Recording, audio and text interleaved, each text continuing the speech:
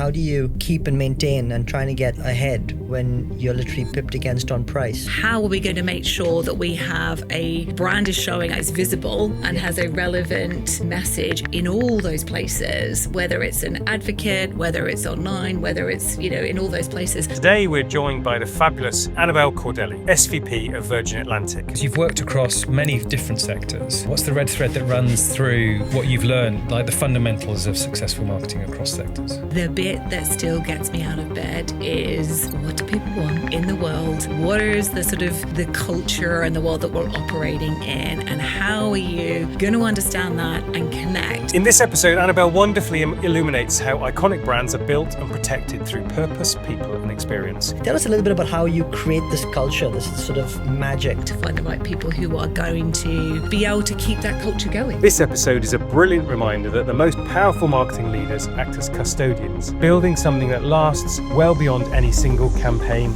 or tenure. Let's jump in. Well, Annabelle, amazing to have you on the show with us.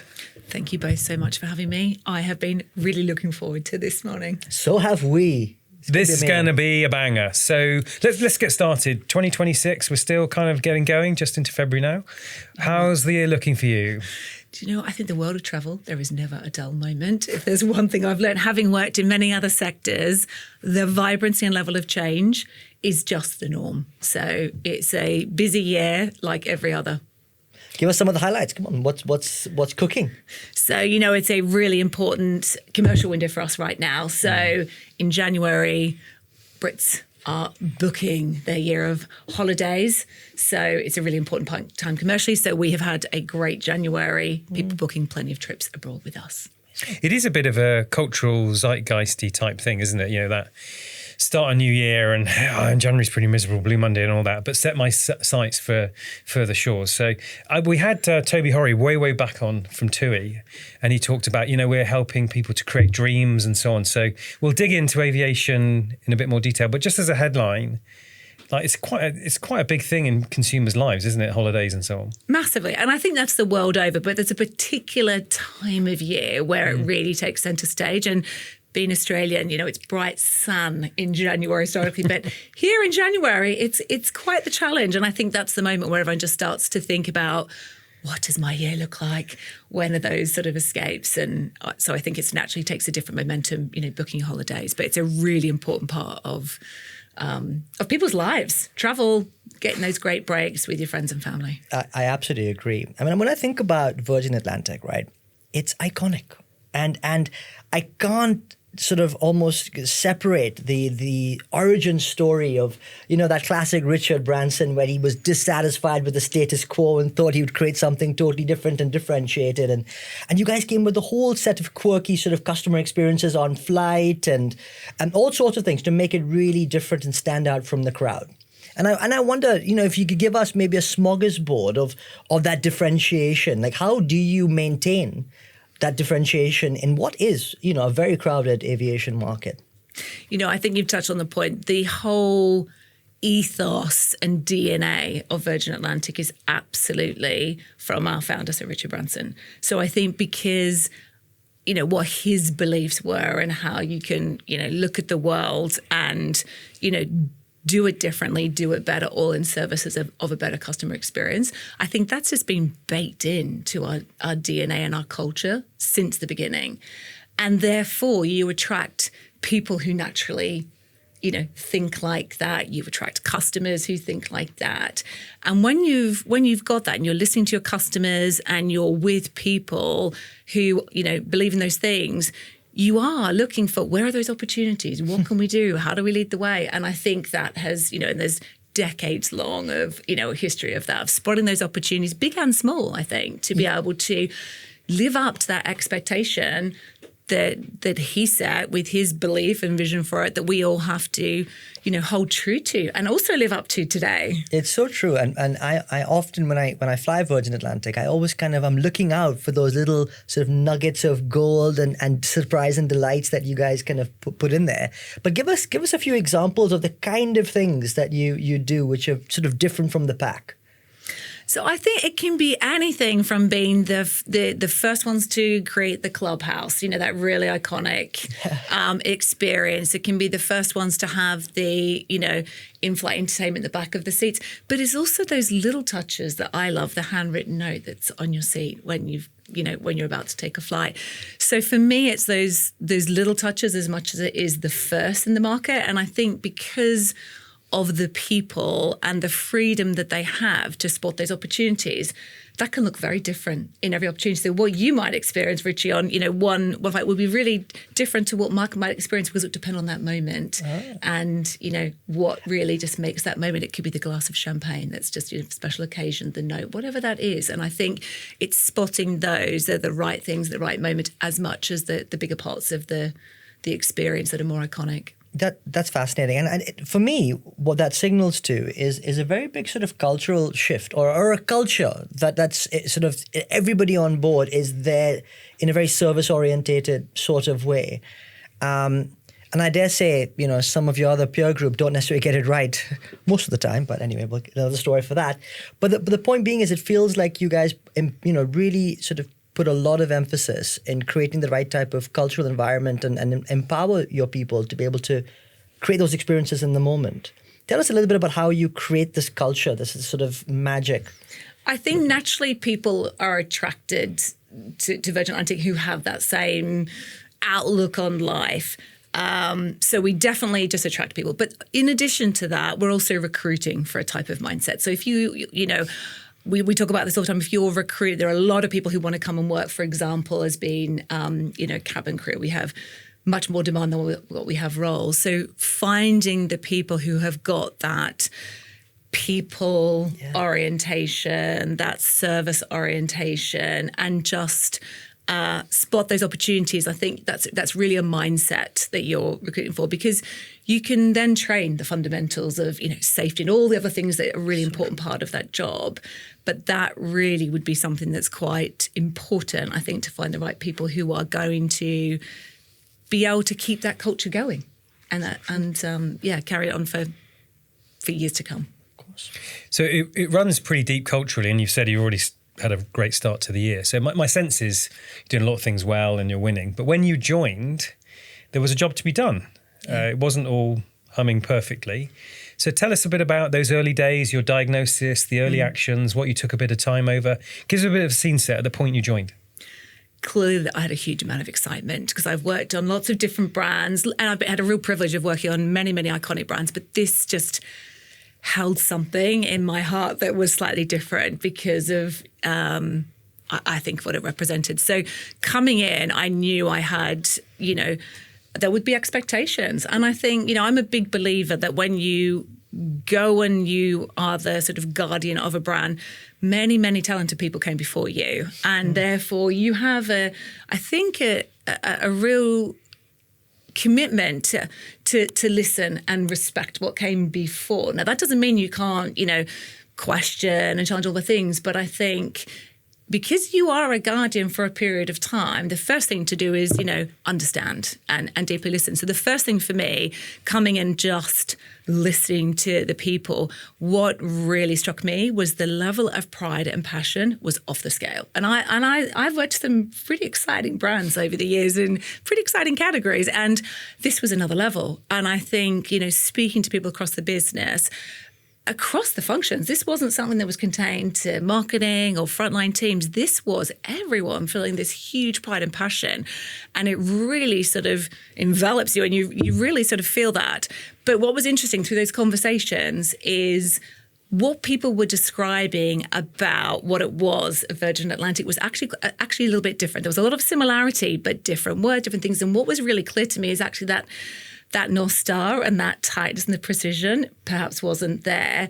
The pride and passion was. So I actually went far and wide. There was a huge amount of listening in that.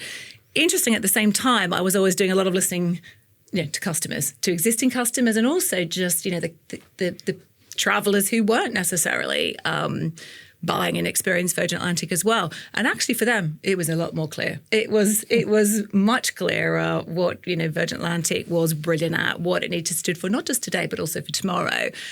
And so with that, I went back in internally and much more clarity from, what consumers in the world wanted. But the bit that took more time was going on that journey of how are you going to really take everyone on the journey of how you crystallize what it is about this brand that we all need to rally behind. And the other challenging factor at that time was when I started, Virgin Atlantic was actually separate to Virgin Holidays. And there was this sort of belief that, they were almost different brands, different customers. And the reality was that, that wasn't true. And that was actually creating some complexity for consumers. So a huge part of it was months and months of going on the journey and actually sharing, here's how we look at the market, here's what consumers are saying, here are the types of competitors, all the way through, and taking a huge number of people on that journey. But the end result of that was absolute alignment on an articulation and a level of meaning that everyone was hugely engaged with. It was obviously a priority for our CEO, and he supported the whole thing. So, we ended up in a fantastic place. And that was right before 2020 and what was to come. God. COVID. Well, beautiful, because that sort of bring that single-mindedness with fresh eyes, reconnecting the outside and the inside and so on. Great job. And obviously see the world differently. Mega campaign, but more than a campaign. Tell us a little bit more about the power and strength of that, both with customers and internally. Yeah, and I think it builds on that point, which is what is so clear is there's this unified philosophy between, our people and customers, which is fundamentally, we embrace the rich diversity of the world, and we're there to imagine new possibilities. And I think that's a really enduring sort of ethos, and I think a great special. And I think that's something that, like I say, our customers and our people alike want to get behind. Therefore, it becomes a really, big thought to get behind and guides your work. It feels like there is a sense, as you say, the passion shines through, but more so the desire to be bold within the context of your marketing and be willing to take almost creative risks, as it were. I mean, how do you navigate that internally? Because many CMOs today struggle with the level of creativity that you often probably it comes across almost so naturally. How does that sort of happen in the internal workings of the organization? I'm hugely passionate about it, and I think you have to have passion for it. I do think the leadership tone sets a level of, sets a tone. And if you're going to value it and make it important, I think you have to cultivate it as well. And, as we all know, ideas can start from little tiny thoughts and they need nurturing, they need greenhousing.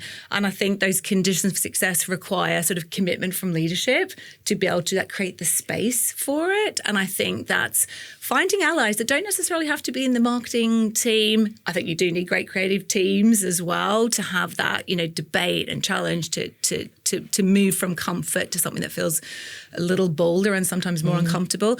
But I think finding the people who also believe in how do we push and how do we really go as far as what feels authentic and meaningful and relevant. Because I think, if it's feeling too comfortable, you're probably not going far enough. Oh gosh, that's so true. Today's program is brought to you by two fantastic organizations. First up is Studio Space, a leading on-demand marketing agency platform. Studio Space gives marketers complete control over their projects, from matching the right agency to your brief, to managing contracts and invoicing, and even tracking all of your spend data all in the one place. They take care of everything, and it's totally hassle-free. They even guarantee the work. So check out Studio Space today. Our second sponsor is the Marketing Skills Trust, a charity with a mission to make marketing a better place for everyone. They provide grants to help create a more equitable industry and support initiatives that really do drive diversity, inclusion, and create opportunity.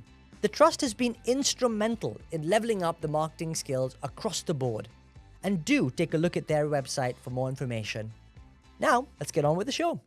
And I love this thought where you say that ideas can come from anywhere, and therefore you need to create a very inclusive sort of environment in order to nurture all those ideas from, as they come in an embryonic way. And I wonder, is there mechanisms that you have? Because it's almost sometimes people feel a bit disconnected from all the various stakeholders and teams in and around the organization. And it's difficult to kind of almost capture those ideas from all those micro moments that maybe people are thinking about. Are there ways in which you're able to kind of try and lift those ideas up to kind of get them to a stage where you can assess them and take them to fruition? It's really interesting. There's not defined processes for that. Wow. It's a much more organic way. People feel free to pick up the phone, come and find you and have those conversations. And I can think of so many examples, and ideas come from all teams. But I think finding the ones, I can remember when we launched, the first campaign for See the World Differently, I Am What I Am, and there was a huge sort of groundswell of support. But one of the conversations that came out of that was we recruited a whole lot of people at that time of, re-emerging from the pandemic, cabin crew. And there was a conversation internally that came from our crew saying, we want to wear a different uniform. And actually that conversation came from our people team saying, we've had this conversation. It feels really in keeping with our values. Let's talk. And I work with a fantastic colleague who looks after all of communications at including internally. And together between the people team, myself and her, had that conversation about did this have legs? What did it feel in keeping with our purpose and our values, and create a better working environment and something that we want to, and we went forward with that and ultimately changed our uniform code and, did storytelling around that as well.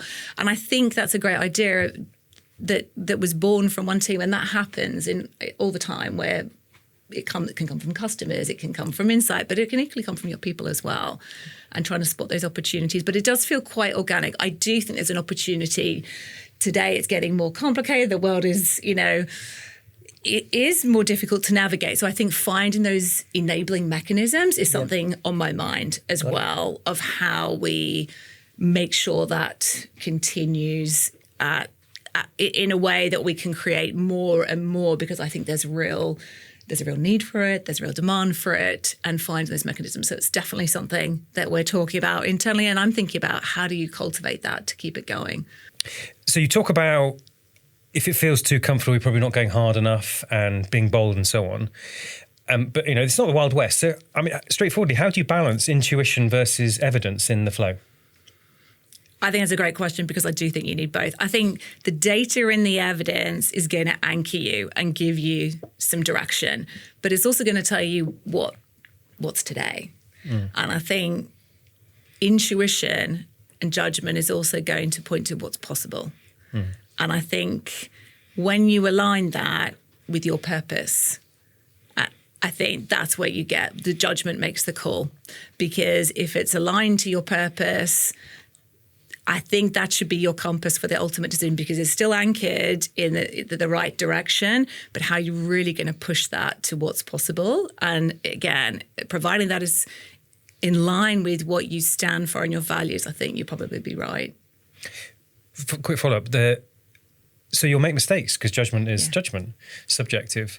So what air cover do you need to know that you're backed as strongly in failure as in success? And what air cover do you create for others? Because it's a cultural point, isn't it? What does the air cover look like?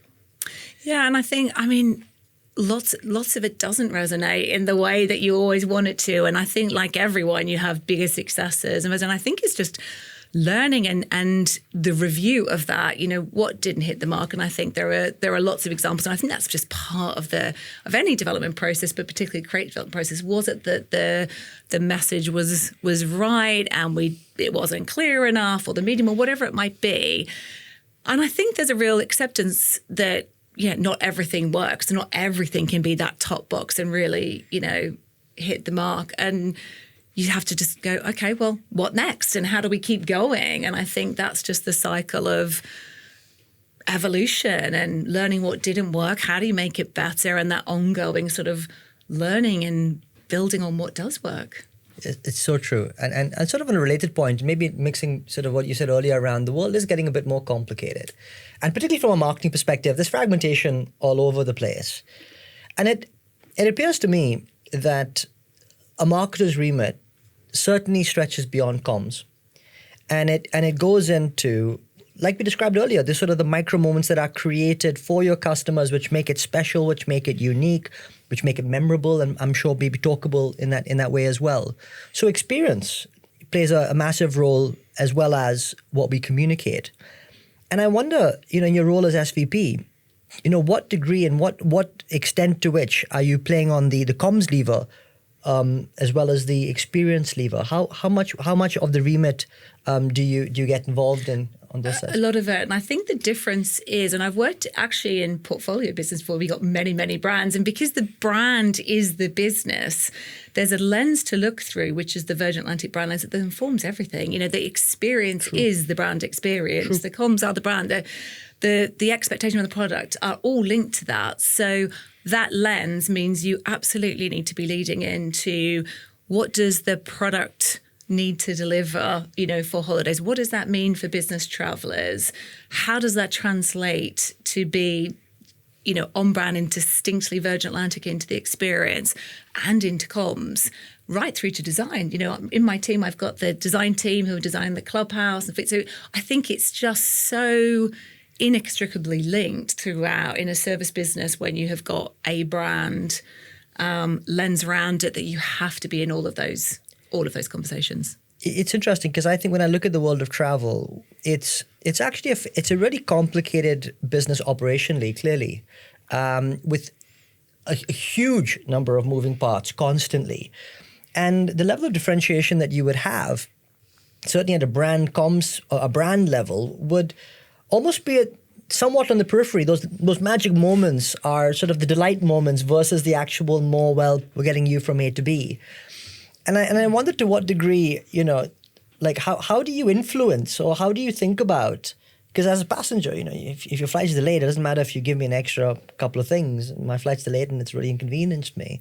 So how do you sort of, get involved into those more operational areas as well and try and I think what you had, there's some things in travel that just have to work. It needs to be seamless. It needs to be comfortable and or it's just not going to work, right? I think I have a huge admiration for the teams that keep that going, because it is a hugely complex 24/7, lots of complexity. And I think hats off to all of them, because running that means that if we can have a seamless, comfortable experience, then we've got the opportunity to add and elevate those moments where we can connect with the customer. Yeah. And it's only if that happens. So I think on the premise that that's happening, yes, the role then is for how are we going to understand those moments that really matter for customers? Where are those moments that you can elevate and lift and, really delight them and make that feel completely special? And some of those are, physical, tangible things, and some of those are service,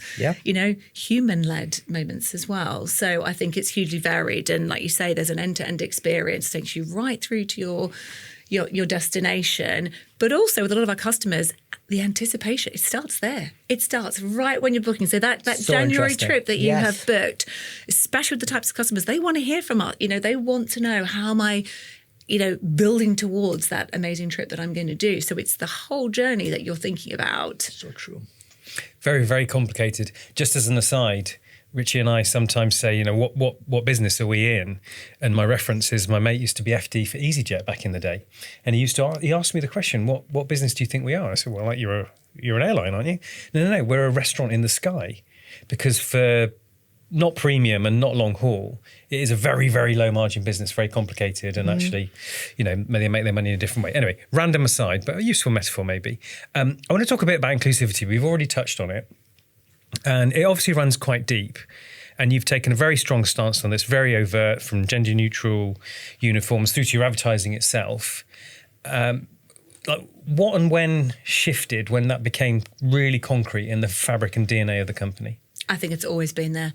It goes right back to Sir Richard Branson and his days at university. That was part of his beliefs and ethos. So I don't think it ever started at a point in time. I think it was always there. And you see that through all Virgin companies, actually. And I think what then, and certainly in the time that I have sort of led the team around the brand, it's just what is happening in the world? What is the culture, the role of the branding culture that feels really relevant, aligned to your sort of purpose that you want to take action on. And I don't think you can just say something and not do something. So I'm a big believer that you can, you need to sort of walk the talk, so to speak. And that's the sort of things that we have to do. So I think you'll probably say the answer to this question, it's the price we have to pay, and purpose sometimes means sacrifices. But how do you deal with the external noise that comes inevitably with such a strong and progressive position? I think there will always be some sort of pushback, but if that is anchored in a truth about your business that's really anchored in purpose, then I think you should stand by that. And I know that's really topical right now, but I think if it's authentic and truly is what you have always been, then you have got a role to play. So you're living that in an organisation that's supportive. Maybe anything else you'd say as advice to CMOs who want to intuitively lead into that inclusivity space when it's lost a bit of momentum and there's probably more backlash than there would have been? I would say it's got to start from within, though. I don't think you can just decide you're going to take a stand on that because you think it's something to sort of go after or talk about. I think it's absolutely got to start from baked into the culture. It's what you stand for as people, as a business. Then what role can a brand play that feels meaningful in people's lives linked to that? So it is rooted in a place of, realness and authenticity. And I think you can build from that. I love that. You talked a bit about the role of anticipation and actually the customer journey starting from there. I think that's really smart. And it allows people to get a taste and a feel for the Virgin Atlantic experience right from the get-go. But when I think about the world of discoverability and performance and marketplaces, it's a really competitive sector. And I wonder to what degree then, when I think about my own start of a travel journey, I often go onto a Skyscanner or something like that. And clearly you get then pipped against other peer airlines, etc. How do you see that world, and how do you kind of keep and maintain and trying to get ahead when you're literally pipped against on price in a whole load of other people on a site? I think first is to say that different people make decisions based on different things at different moments. But I think what you're also pointing to is, wow, there's a lot of change in the market. So what might have been, I might go on to Skyscanner, I might speak to a friend about where they've been, is now I might also go in and have a little chat do some such there. And I think that's almost the exciting place. I think what won't change is how are we going to make sure that we have a relevant, the brand is showing it's visible and has a relevant, message in all those places, whether it's an advocate, whether it's online, whether it's, in all those places. And I think that's the real challenge, certainly keeping me, thinking about what does that look like with all the change around us right now, and how are we going to have to do some of the things that we know are working, but how are we going to have to evolve when the world is as well, and what consumers are doing is evolving rapidly as well. And I think this is why, marketing's so excited, right? Because it's always changing and you are going to have to keep pace with that. And so you alluded to that, where you talk about having a little bit of a chat with your best friend in your pocket, perhaps.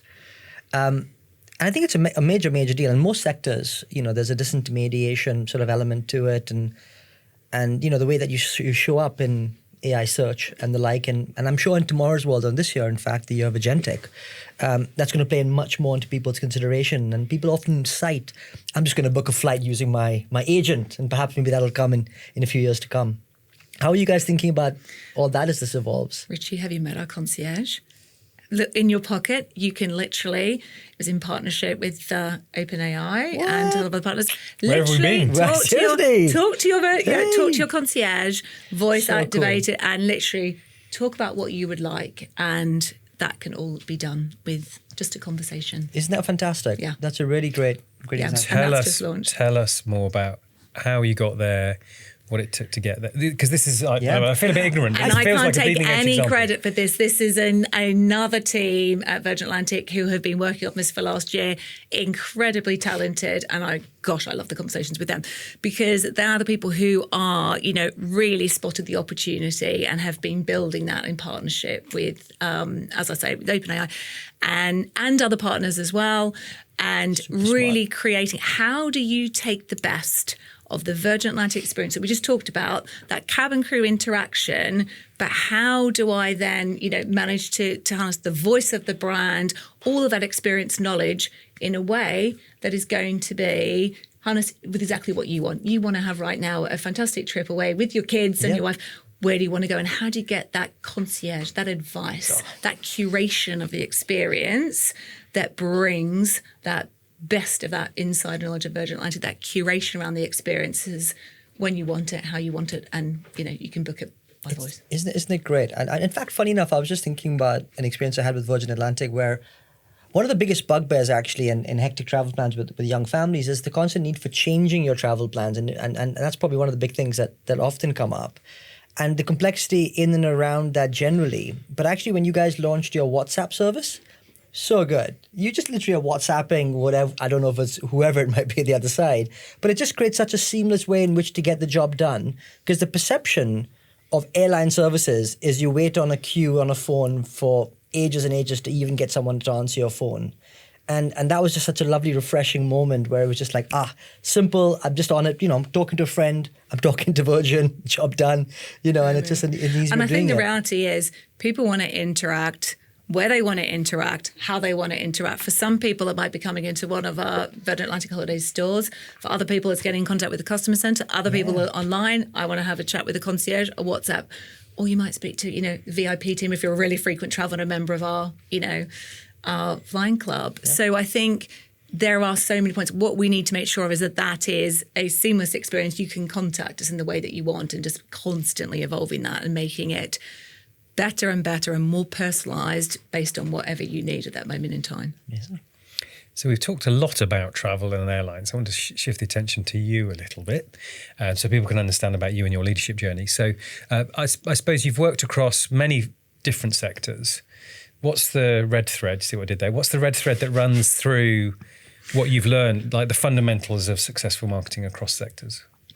That's right. I have loved working in a lot of different sectors. So I've done everything from hardware to toys to a lot of drinks, luxury drinks and travel. And I think the bit that still gets me out of bed is what do people want in the world? What is the sort of the culture and the world that we're operating in? And how are you going to understand that and connect this wonderful asset, which is the brand that you've got and the business behind that, to do good in the world, to do good for your business, which ultimately translates into commercial value. And I think that is, whichever category you're in, that is still the formula. Great insight, great sort of meaning around your brand and how you are translating that to drive, preference, pricing power, and ultimately commercial value, I think is the fundamentals that go in all of those categories.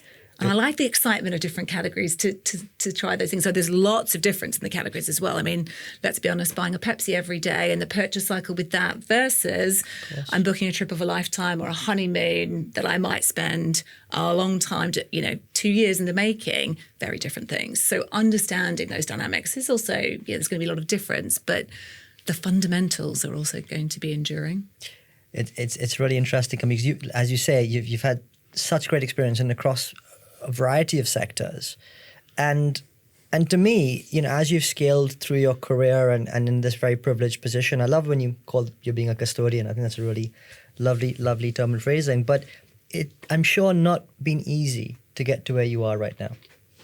And I just wondered if there's sort of any reflections that you've had that might be useful for others, either early stage of their careers or indeed midway through, that could be helpful to kind of figure out how they can navigate their own journeys. Do you know, my biggest learning is I wish I had have known the value of coaches and mentors in your life.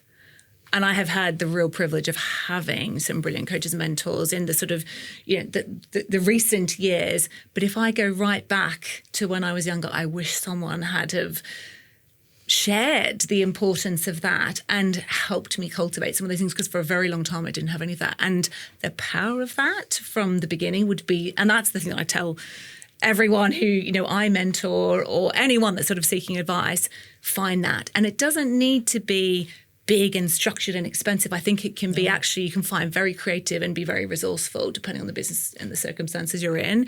And I think having that through your life is probably the most important thing that I have learned much later in life and wish I had have learned it earlier in life. Is there one or two things that maybe a coach or a mentor has ever said to you that sort of still sticks in your mind? So when you're in a sticky situation, you kind of go, maybe that's the advice that I'd like to kind of take? Or You know, the thing that I that really sticks to me, I think when you have conversations about, and I'm really sort of laddering up here to myself, but I think it's finding your truth and your purpose and backing yourself in that I think comes out of a lot of those conversations. And I think that's the wobble that people have in life is, am I going the right direction? Am I making the right choices? And I think what comes out of a lot of those conversations when you have a great relationship with a mentor or coach is finding your balance on that, and ultimately making sense of your choice and backing yourself on the direction you're going. You talk about purpose. Are you okay to share how you articulate your personal purpose? Oh, Mark, this is such a work in progress. That's I am fine. I actually haven't got an articulation. I would love to work on that with you because I know what the sort of swim lanes are around. But this is something that I have been thinking about for many years, actually. And when you get really obsessive about something because you want to distill it down to one word or one sentence of this, and I still haven't done that. So I would say it's a work in progress. I know the things that really drive me, but it's more general purpose rather than the precision of a purpose that I would relate to in any brand that I've worked on. So yeah, I'd say I'm still a work in progress on the definition of that. So creating the conditions for success, we talked about that. I thought that was a great question. Anything else you can talk to in terms of breeding the next generation of talent, your successor or building CMOs for the future? Yeah, I think marketing has got such a fantastic role to play. And I think the more you can look enterprise-wide and think about the role you play and the unique contribution that you can make, but with system-wide thinking, means that you will be thinking about, well, how am I going to build the case for investment in marketing? How am I going to be contributing to the growth of the future? I'm a huge believer that marketing is a growth lever. It contributes to the success of organizations and more than just commercial success, the success in your employment satisfaction and the impact you have in the world as well. So I think that's a really important lens for the team and something that I'm always trying to cultivate. Like, how do you think broadly around that? I think being really clear and sharp on your thinking, because the world is really complex, and in the workplace that we've got, you are always on. It is busy every single day, and with that noise and busyness, getting really sharp focus on what matters and what you can make meaningful change on can be really hard. And I think you need to keep the attention on that and focus on the things that really matter. And those things that really matter will matter to the business, they'll matter to your customers, they'll matter in the world as well. And I think that's something that's increasingly difficult and you really need to stay true to, because otherwise you're sort of lost in the gravel rather than focusing on the big rocks.